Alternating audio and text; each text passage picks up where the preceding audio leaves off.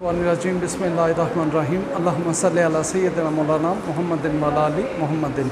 अच्छा बेटा, हमारा सब्जेक्ट है legal philosophy of law LLB part 1 और उसका टॉपिक आज हम पढ़ेंगे classification of law.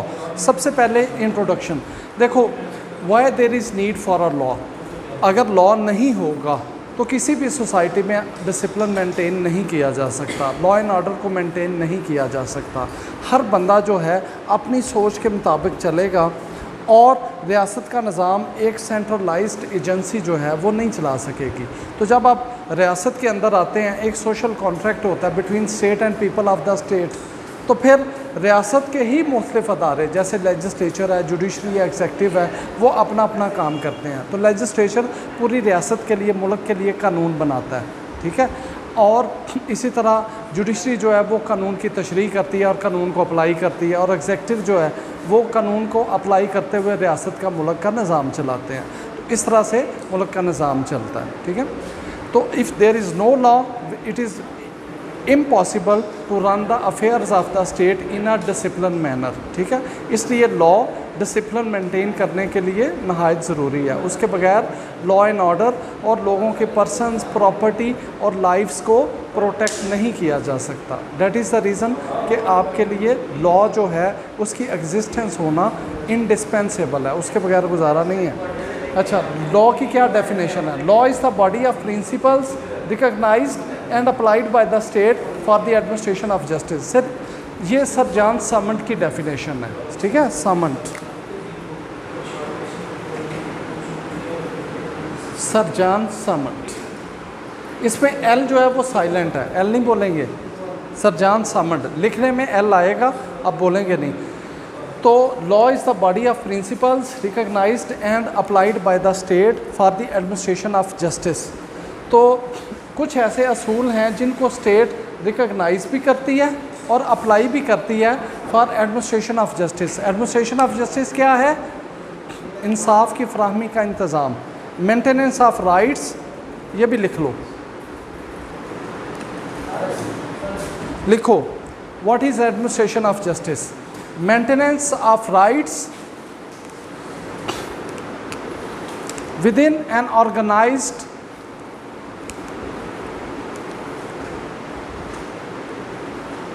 political community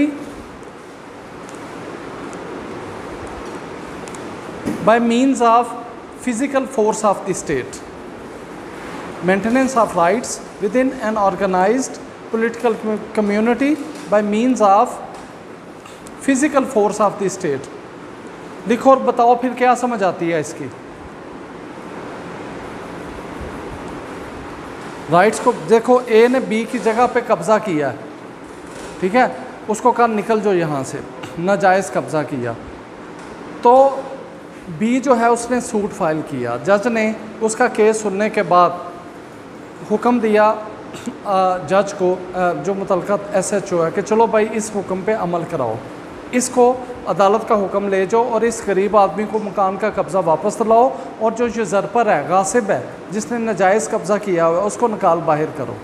तो maintenance of rights within an organized political community by means of physical force of the state। कैसे? पुलिस के ज़रिए, कि जो भाई अदालत का हुक्म ले जाओ और इस गरीब आदमी को मकान का कब्ज़ा दिलाओ, और जो वहाँ कब्ज़ा करके बैठा हुआ है, यूज़रपर है, गासिब है, उसको निकाल बाहर करो, ठीक है। इस तरह से मेंटेनेंस ऑफ राइट्स होता है। Got it? ओके, आगे चलें जी। Classification of law. देखो बेटा, इसकी लॉ की कौन कौन सी किस्में हैं? Positive law. पॉजिटिव लॉ जैसे हमने इम्पेरेटिव थ्योरी ऑफ लॉ में पढ़ा था, law is a command, it is given by sovereign and it is back by sanction. तो पॉजिटिव लॉ ये कहता है कि डिपेंड करता है कि कौन सी एजेंसी कानून बना रही है। अगर लेजिस्लेचर बना रहा है, अगर पॉलिटिकल सॉवरन कानून बना रहा है, ठीक है, हमें पता है पॉलिटिकल सॉवरन वेरीज करता है फ्रॉम स्टेट टू स्टेट। कई ऐसे ममालिक हैं जहाँ बादशाहत है, वहाँ बादशाह जो हुक्म देगा वो लॉ है। कई ऐसे ममालिक हैं जहाँ प्रेसिडेंशियल सिस्टम ऑफ गवर्नमेंट है, वहाँ प्रेसिडेंट जो हुक्म देगा वो लॉ है। कई ऐसे ममालिक हैं जहाँ पार्लियामेंट जो है वो सॉवरन है, पार्लियामेंट जो हुक्म देगी वो सॉवरन है। तो वहाँ law is a command, command is given by sovereign and it is back by sanction. तो अगर जो इस कानून को अमल नहीं करेगा तो उसको सज़ा भुगतना पड़ेगी। जैसे ट्रैफिक कवानीन है, अगर सुरख इशारे पे नहीं रुकेगा उसको फ़ाइन भरना पड़ेगा। अगर ज़्यादा सीवियर वायलेशन करेगा ट्रैफिक की तो उसका ड्राइविंग लाइसेंस मनसूख कर देंगे। कत्ल करेगा तो उसको भी सज़ाए मौत होगी, सेक्शन 302 PPC। ठीक है, तो ये सारे कवानीन जो हैं, तो पॉजिटिव लॉ में हमें लॉ की ये समझ आई, law is a command is given by sovereign and it is backed by legal sanctions. तो इसमें रियासत जो है वो कानून बनाती है, और रियासत जिस चीज़ को कानून करार दे चाहे वो अखलाकी चीज़ है या गैर अखलाकी चीज़ है, वो कानून है। इसकी मिसाल जैसे बरतानिया की पार्लियामेंट ने कानून पास किया कि इंटरसेक्स मैरिजेस जो हैं वो अलाउ हैं, मर्द से शादी कर सकता है, औरत से। तो वहाँ इसको चैलेंज किया गया, उन्होंने कहा जी ये तो बड़ा गैर अखलाकी कानून है। उन्होंने कहा भाई बात ये है कि ब्रिटिश पार्लियामेंट इज़ सॉवरन, ये कोई भी कानून बना सकती है, तो जजेस इसके बनाए हुए कानून को बदल नहीं सकते हैं। ठीक है, अच्छा नेक्स्ट नेचुरल लॉ। देखो नेचुरल लॉ क्या है? नेचुरल लॉ जब हम डिस्कस करते हैं फितरती कानून, इसके मुख्तलिफ नाम हैं। नेचुरल लॉ भी इसको कहते हैं, और इसका नाम क्या है? Universal law. और नाम क्या है? Eternal law. एटर्नल अब्दी, इब्तदा से है। और इसका नाम law of the reason, human reason. क्यों इसके मुख्तलिफ नाम ऐसे हैं? देखो लॉ ऑफ रीज़न इसलिए कहते हैं कि आप अपनी इंसानी अकल के ज़रिए मालूम कर सकते हैं कानून क्या कहता है। जिसको अकल कहती है ये काम अच्छा है, उसको कानून भी कहेगा ये काम अच्छा है। जिसको अकल कहेगी ये काम बुरा है मत करो, उसको कानून भी कहेगा ये काम मत करो। यूनिवर्सल इसलिए कहते हैं कि पूरी दुनिया में अप्लाई है। देखो सच बोलना हर जगह अच्छा काम है, कानून भी कहता है सच बोलो। तो इसलिए झूठ बोलना बुरी बात है, इसलिए हर जगह, अमेरिका में भी, बरतानिया में, पाकिस्तान में, ऑस्ट्रेलिया में, तो इसलिए इसको यूनिवर्सल लॉ कहते हैं। Got it? Universal law. इसको एटर्नल लॉ भी कहते हैं, अब्दी, बरतानिया में, पाकिस्तान में, ऑस्ट्रेलिया में, तो इसलिए इसको यूनिवर्सल लॉ कहते हैं। Got it? Universal law. इसको एटर्नल लॉ भी कहते हैं, अब्दी, इब्तदा से है। कैसे? कि जब इंसान को गॉड ने, अल्लाह ने पैदा किया तो उसके अंदर एक मैकेनिज़्म रख दिया कि वो सही और गलत की तमीज़ कर सकता है। उसका ज़मीर उसको बताता है, अगर अच्छा काम करेगा उसको अप्रिशिएट करेगा, अगर बुरा काम करेगा उसका ज़मीर उसको मलामत करेगा, सेंश्योर करेगा, लान तान करेगा। तो ये जो मैकेनिज़्म इंसान के अंदर है, जब से इंसान है तब से ये मैकेनिज़्म है, इसलिए नेचुरल लॉ को एटर्नल लॉ भी कहते हैं। ठीक है, जो रिलीजियस लोग आए जैसे थॉमस एक्वाइनस या सेंट पीटर आए या इस तरह के और आए, तो थॉमस एक्वाइनस आए, ठीक है, तो इन्होंने इसको मजहबी रंग दिया। उन्होंने कहा लॉ वो है, नेचुरल लॉ ये कहता है जो गॉड कहता है। ठीक है, गॉड कहता है, तो गॉड का लॉ जो है वो नेचुरल लॉ है। और जो इसमें सेकुलर लोग थे उन्होंने कहा नहीं, लॉ वो है जो अखलाकियात है। अखलाकियात ये है कि बड़ों की इज़्ज़त करो, तो लॉ भी कहता है कि बड़ों की इज़्ज़त करो। और अगर आपने बड़ों की इज़्ज़त नहीं की तो आपने सिर्फ मॉरल रॉन्ग नहीं किया, आपने लीगल रॉन्ग भी किया। तो इन नेचुरल लॉ के नज़दीक लॉ और मोरालिटी एक ही चीज़ है। जबकि पॉजिटिव लॉ में क्या है कि मोरालिटी कुछ नहीं होती। अगर स्टेट ने कानून बना दिया, चाहे वो इमोरल है मॉरल है, वो कानून है। ठीक है। अच्छा, कन्वेंशनल लॉ बेटा होता है जो मुख्तलिफ एग्रीमेंट्स होते हैं, जैसे पार्टनरशिप करते हैं। फर्म कभी देखा पार्टनरशिप, मुख्तलिफ वकला की पार्टनरशिप है, मुख्तलिफ अकाउंटेंट्स की, तो मुआहदा करते हैं। ए, बी और सी, डी ने मुआहदा किया कि तुम्हारी ये ड्यूटी है, तुम्हारी ये ड्यूटी है, तुम्हारी ये ड्यूटी है। एक बंदा पैसे देगा, दूसरा काम करेगा, जो मुनाफा आएगा वो आपस में बराबर तकसीम कर लेंगे। ठीक है, तो उनके जो राइट्स और ड्यूटीज़ का तयन होता है, जो एग्रीमेंट आपस में वो करते हैं, उसकी बुनियाद पे उसके राइट्स और ड्यूटीज़ का तयन होता है। जब भी अदालत में झगड़ा होगा कि जज साहब ये मेरे पैसे खा गया, तो सबसे पहले आएगा कि आपके दरमियान मुआहदा क्या हुआ था, क्या एग्रीमेंट हुआ था, तो वो एग्रीमेंट लेके लाया जाएगा। ठीक है, उसमें पार्टीज़ के राइट्स और ड्यूटीज़ और उनकी क्या कंट्रीब्यूशन है वो सारा कुछ लिखा होगा, तो उसको हम कहते हैं कन्वेंशनल लॉ। अच्छा, सवाल ये पैदा होता है कि कन्वेंशनल लॉ और जो पार्लियामेंट कानून पास करती है लेजिस्लेशन, इन दोनों में क्या फ़र्क है? लेजिस्लेशन जो है उसको कहते हैं जनरल लॉ, जो तमाम जनरल पब्लिक के राइट्स और ड्यूटीज़ का तयन हो रहा है। जबकि जो आपका मुआहदा होगा, ठीक है, पार्टनरशिप डीड है या कॉन्ट्रैक्ट है, मुआहदा करते हैं आपस में, वो स्पेशल लॉ होगा। और जब भी कंट्राडिक्शन होगा between general law and special law prevail करेगा। आपको समझ आ रही है? पूरी तवज्जो इधर रखो, आपने रिपीट करना है इस लेक्चर को। ठीक है, तो हमें समझ आई कि स्पेशल लॉ वो है जो कि इन प्रेफरेंस टू, जो कि पार्टीज़ के राइट्स और ड्यूटीज़ का तयन करता है। तो जब भी झगड़ा आएगा, ए बी और सी ने मिलकर कारोबार शुरू किया, मुआहदा किया, कॉन्ट्रैक्ट किया, लिखा स्टाम्प पेपर के ऊपर, तो जब भी झगड़ा आएगा तो सबसे पहले जज कहेगा चलो भाई आपके दरमियान जो मुआहदा हुआ था वो लेके आओ। उसमें देखा जाएगा कि पार्टीज़ के राइट और ड्यूटीज़ क्या हैं, उसके मुताबिक उनका फ़ैसला किया जाएगा, ठीक है। और जहाँ स्पेशल लॉ खामोश होगा, कॉन्ट्रैक्ट जो लिखा हुआ है वो खामोश होगा, फिर वहाँ आपका जो लेजिस्लेशन पार्लियामेंट ने पास किया वहाँ से फिर हेल्प लेंगे, गाइडेंस लेंगे। Got it? कन्वेंशनल लॉ समझ आ गया, जो कि एग्रीमेंट की बुनियाद पे होता है। इंटरनेशनल लॉ, इंटरनेशनल लॉ क्या है? इंटरनेशनल लॉ की वो ब्रांच है जब मुख्तलिफ हेड ऑफ़ स्टेट, मुख्तलिफ वज़ीर ख़ारजा, वज़ीर दाखिला, प्राइम मिनिस्टर मिलते हैं तो आपस में वो मुआहदा जो साइन करते हैं, ठीक है, इंटरनेशनल लेवल पे ट्रीटी साइन करते हैं, उसको हम इंटरनेशनल लॉ कहते हैं। तो अगर कोई आपसे पूछे कभी किसी इंटरव्यू में कि आप LLB कर रहे हो, बताओ इंटरनेशनल लॉ कैसे बनता है, तो आपने पे कहना है इंटरनेशनल लॉ तब बनता है जब ट्रीटीज़ होती हैं साइन, जब कन्वेंशंस होते हैं, ठीक है। और वो कैसे होते हैं? मुख्तलिफ हेड ऑफ़ स्टेट, मुख्तलिफ वज़ीर ख़ारजा, foreign ministers, interior minister, prime minister मिलते हैं तो आपस में जो मुआहदा साइन करते हैं, दोनों स्टेट्स उसके लिए पाबंद होती हैं, दोनों स्टेट्स उसके लिए। जैसे पाकिस्तान और इंडिया ने मुआहदा किया कि पाकिस्तान से जो है वो सब्ज़ियाँ जाएंगी या चावल जाएगा, गंदम जाएगी, वहाँ से आलू प्याज आएगा, ये मुआहदा कर लिया, तो ये इंटरनेशनल लॉ बन गया। इंटरनेशनल लॉ अगर वायलेट हो तो इसको कौन सी अदालत जो है वो इस पर अमल दरामद कराती है? ICJ, international court of justice, ICJ, ठीक है।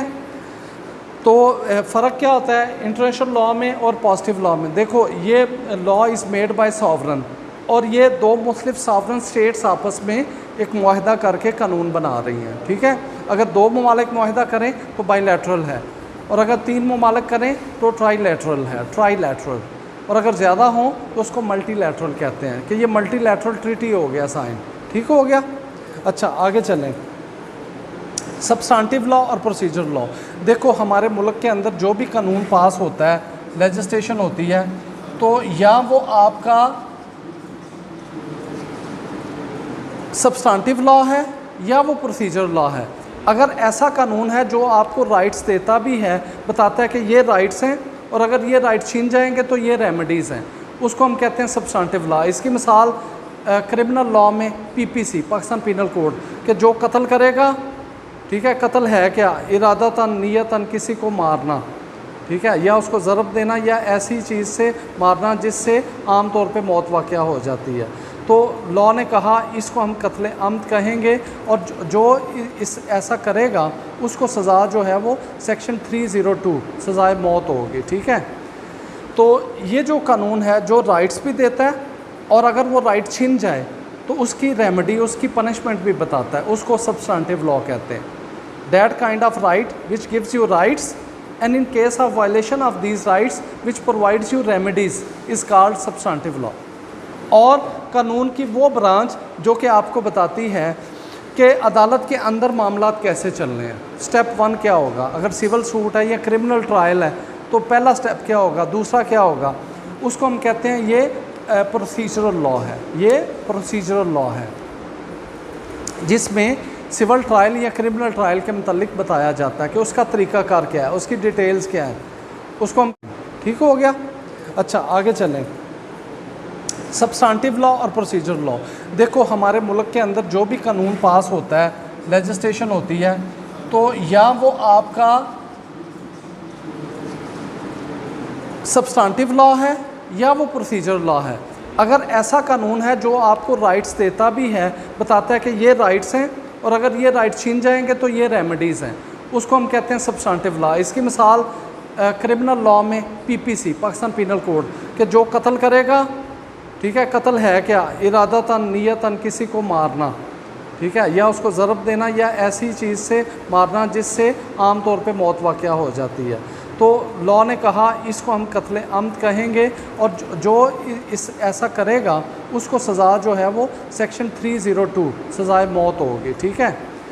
तो ये जो कानून है जो राइट्स भी देता है और अगर वो राइट छीन जाए तो उसकी रेमेडी, उसकी पनिशमेंट भी बताता है, उसको सब्सटेंटिव लॉ कहते हैं। That kind of right which gives you rights and in case of violation of these rights which provides you remedies is called substantive law. और कानून की वो ब्रांच जो कि आपको बताती है कि अदालत के अंदर मामलात कैसे चलने हैं। स्टेप 1 क्या होगा, अगर सिविल सूट है या क्रिमिनल ट्रायल है तो पहला स्टेप क्या होगा, दूसरा क्या होगा, उसको हम कहते हैं ये प्रोसीजरल लॉ है। ये प्रोसीजरल लॉ है जिसमें सिविल ट्रायल या क्रिमिनल ट्रायल के मुतालिक बताया जाता है कि उसका तरीक़ाकार क्या है, उसकी डिटेल्स क्या है, उसको हम कहते हैं प्रोसीजरल लॉ। तो सबसे बड़ा फ़र्क क्या है कि सब्सटेंटिव लॉ आपको राइट्स देता है और अगर वो राइट आपसे कोई ले ले तो उसकी रेमेडी भी बताता है। अब वो राइट अदालत में इन्फोर्स कैसे करवाना है, अदालत के अंदर तरीक़ाकार क्या होगा, वो प्रोसीजरल लॉ बताता है। ठीक है, तो सब्सटेंटिव लॉ अप्लाई होता है आउटसाइड द कोर्ट, जहाँ लड़ाई हुई है, अगर 2 बंदे लड़ पड़े हैं, एक बंदा कत्ल हो गया, तो ये सब्सटेंटिव लॉ इसको डील करेगा। और अदालत के अंदर जब केस चलेगा तो वहाँ केस में पहला स्टेप क्या होगा, दूसरा, तीसरा, वो प्रोसीजरल लॉ। प्रोसीजरल लॉ कौन से हैं, CPC, CRPC, civil procedure code और criminal procedure code. CPC, CRPC criminal procedure code. अगर फौजदारी केस है तो CRPC, और अगर सिविल केस है सिविल प्रोसीजर कोड CPC। अच्छा, कॉमन लॉ, देखो कॉमन लॉ वो लॉ की ब्रांच है which consist of the legal decisions made by the British courts which decisions are based upon customs. जो रवाजात की बुनियाद पे बरतानिया की अदालतों ने फ़ैसले दिए उसको हम कस्टमरी लॉ कहते हैं। तो शुरू में कस्टमरी लॉ था, फिर आहिस्ता आहिस्ता जो जो लेजिस्लेशन आती गई कस्टम की अहमियत कम होती गई। ठीक है, तो मगर कस्टम भी अभी भी सोर्स ऑफ लॉ हैं। ठीक है, दीज आर अप्लाइड, तो इसको आपने पढ़ना है। ठीक है, ओके।